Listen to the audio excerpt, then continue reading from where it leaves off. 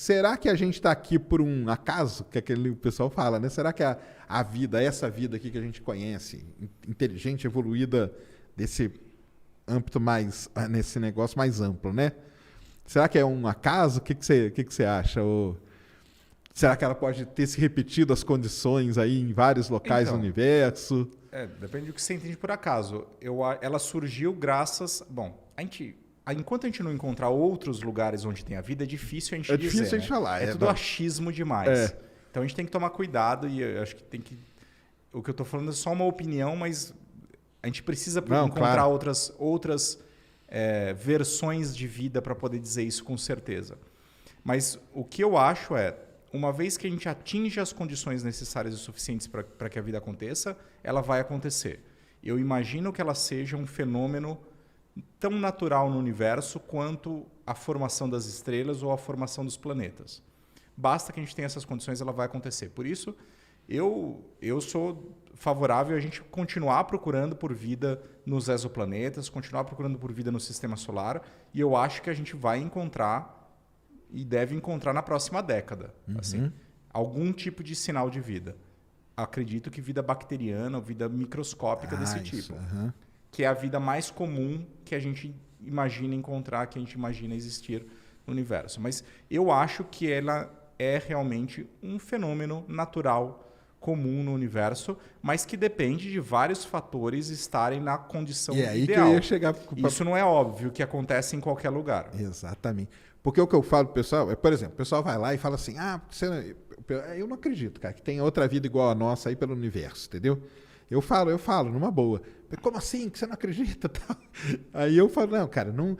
Porque eu falo o seguinte, será que a gente, até aproveitar para te dar essa dúvida aí, será que a gente conhece todas as variáveis que tiveram que estar ali, e elas têm que estar todas equilibradas, né? Sim. Porque eu brinco, pessoal, se tivesse 2% a mais de oxigênio na nossa atmosfera, ou 2% a mais de nitrogênio, talvez não seria a gente, né? Talvez poderia ser um outro ser, né? Mas será que hoje a gente tem ideia de quais seriam todas as variáveis para a vida humana, para a nossa aqui, que teve que acontecer para a gente estar aqui? Nossa, é pior ainda. É pior, a gente não conhece nem todas as variáveis para as bactérias. Para as bactérias, é isso que então, é isso mesmo. Assim, a gente não sabe a gente conhece alguma coisa dos cenários de origem da vida. Existem vários modelos e teorias que dizem sobre esses cenários. Mas a gente não sabe o quão robustas são essas teorias. Ou seja, isso que você falou, quanto que eu posso variar dos parâmetros e obter o mesmo resultado? Isso a gente não sabe. Simplesmente não sabe. Agora você fez uma pergunta ainda mais complicada. Uma vez que surge a vida e eu começo a rodar a história da vida, será que eu consigo dizer quais são os fatores necessários que precisam acontecer para que as ramificações se deem de forma tal a gerar um humanoide lá no final? Impossível dizer. Impossível. O que a gente entende de evolução é que não é possível predizer os caminhos da evolução. Não, simplesmente não é possível. A gente não conseguiria... Se a gente voltasse no tempo e passasse de novo a história, provavelmente o caminho seria outro. Caminho. Mesmo que as condições fossem iguais. Porque simplesmente existe um fator de aleatoriedade. Exato. Pode ser, se a gente tem que lembrar que, por exemplo, grande parte dos dinossauros foi extinta lá no KPG, né? Isso. Com a queda do asteroide. Chicxulub lá na Chicxulub, lá no Golfo do México. Grande parte foi extinta, não toda, mas grande parte. E aquilo abriu nicho para os mamíferos proliferarem. Se não tivesse acontecido, talvez o nosso planeta ainda fosse o planeta dos dinossauros, e acabou. E nada de humanos. Se o asteroide tivesse errado, né? Errado um pouquinho, fosse um pouquinho menor, tivesse caído em outro lugar, talvez nada disso tivesse acontecido. Então, é totalmente sorte. É uma queda, que eu brinco, eu falo que é uma capa. Porque se você pegar o asteroide lá e volta na origem dele, ele está lá no cinturão de asteroide. Sim. Teve alguma coisa que aconteceu, alguma instabilidade que mandou ele para cá. Exato. Se fosse uma coisa menor ou uma coisa maior, ou ele podia ter passado direto, ou ele podia nem ter chegado aqui. Ou extinto a vida do planeta inteiro. Inteira, né? Porque ali no KPG foi 75%, né? Sim. Poderia ter sido mais, né? Ou poderia ter sido menos e sobrado aí uns dinossauros maiores, né? Sim. Então é um negócio... É imprevisível. Essa é a lição que a gente tem que tomar de casa.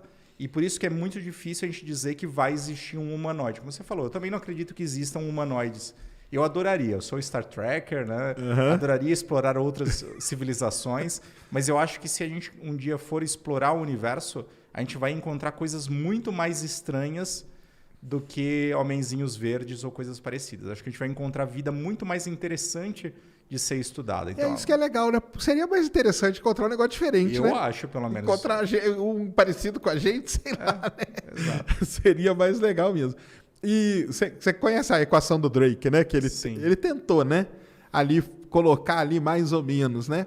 Uma coisa que eu acho legal da equação do Drake, quando ele criou ela lá na década de 60 e tal, né? A gente não tinha nem ideia de descobrir exoplaneta nenhum, né? E hoje o pessoal já dá uma revisada na equação dele com os exoplanetas que foram descobertos, né? O que você acha da equação do Drake? Você acha que é uma tentativa válida? É uma... Bom, o próprio Drake falava que ele escreveu aquela equação... Primeiro ele escreveu a equação nas coxas mesmo, né?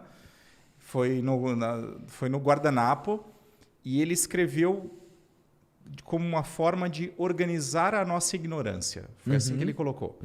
Ele queria mostrar que muitos dos fatores que são necessários para a gente entender a quantidade de civilizações comunicantes que existe na nossa galáxia são absolutamente desconhecidos e que a gente precisa estudá-los melhor. E, então, ele direciona o estudo das civilizações comunicantes na galáxia. Ele não serve... Ele falava isso. Eu conversei com ele já uma vez e ele falou... Conversou com ele? Eu tive a oportunidade de conversar com ele. Gente boa ele. Muito gente boa. Conversei nos Estados Unidos numa Astrobiology Science Conference. Olha que demais. E ele falava, a equação não serve para fazer contas. Ela só serve para organizar a nossa ignorância.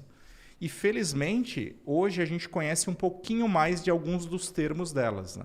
Alguns têm um pouquinho menos de incerteza, né? Um pouquinho menos de incerteza. Então, agora a gente sabe a gente sabe sobre a taxa de formação de estrelas e a gente sabe um pouco mais sobre a taxa de estrelas que tem planetas e quantos planetas por estrela. Então, a gente começa a aprender alguns dos termos. Claro que faltam vários. Exato. Né? E são os mais cabeludos da equação. Exato. E deve ter vários... E a equação... E por isso que eu falei daquele negócio das variáveis ali, né? Porque a equação dele pode sair crescendo também quase que infinitamente, né? A gente pode ir destrinchando esses termos, né? Em subtermos, então ela pode ficar muito mais complexa. Então, claro.